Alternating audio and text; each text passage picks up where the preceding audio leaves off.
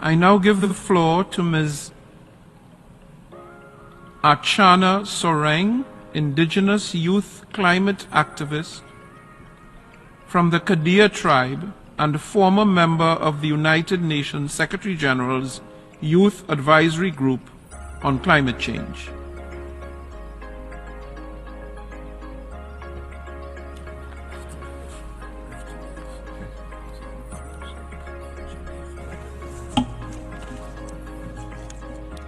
Excellencies, ladies and gentlemen, Johar. I'm truly honored and humbled as I stand before you at the United Nations General Assembly to celebrate the 75th anniversary of the Universal Declaration of Human Rights. I extend my heartfelt gratitude to the President of General Assembly for giving me this opportunity and express my sincere gratitude and appreciation to the Secretary General of the United Nations for his leadership and commitment. With heart full of love, I pay respect to our indigenous elders and ancestors across the globe, remembering their sacrifices and resilience. As a young person, being the torchbearer of the present and the future, I believe that the principles enshrined and values articulated in the Declaration remains as relevant as ever and is a significant landmark in itself. As we celebrate this milestone, it is extremely important to acknowledge, confront the uncomfortable truth and address the root causes of persistent injustices.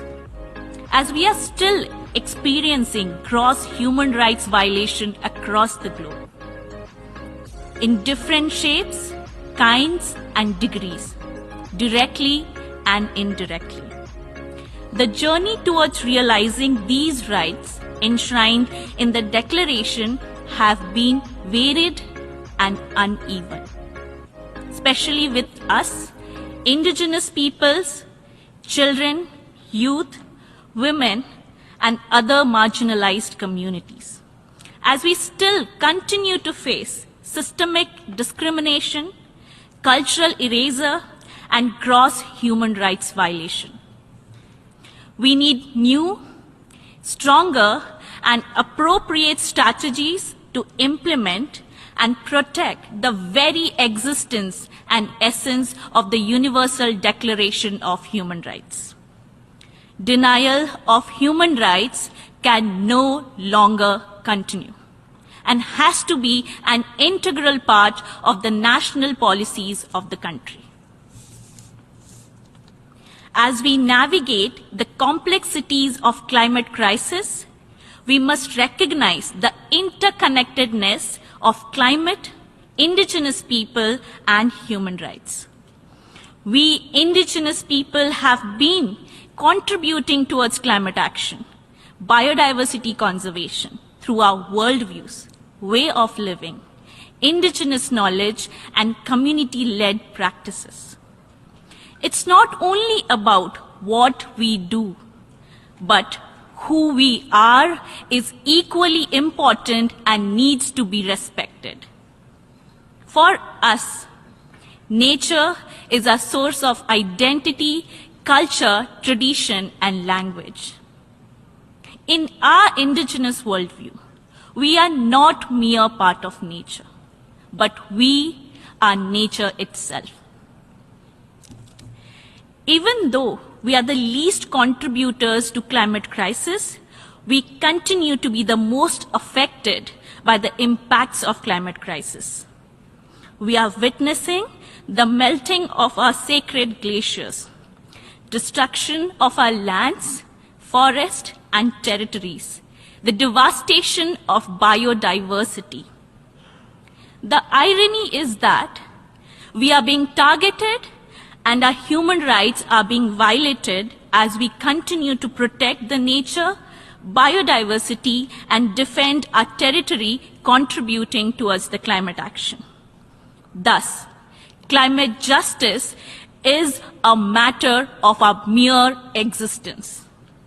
And we call for an inclusive space where our very existence is respected.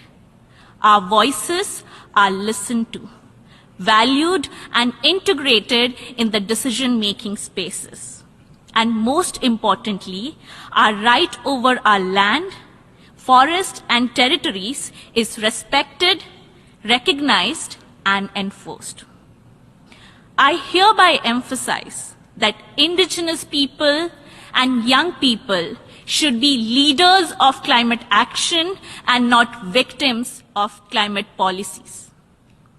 As I conclude, I firmly believe with love, respect, and solidarity, deep-rooted with justice, we can attain Paris Agreement and Sustainable Development Goals, and moreover, safeguard our human rights. Thank you. Johar.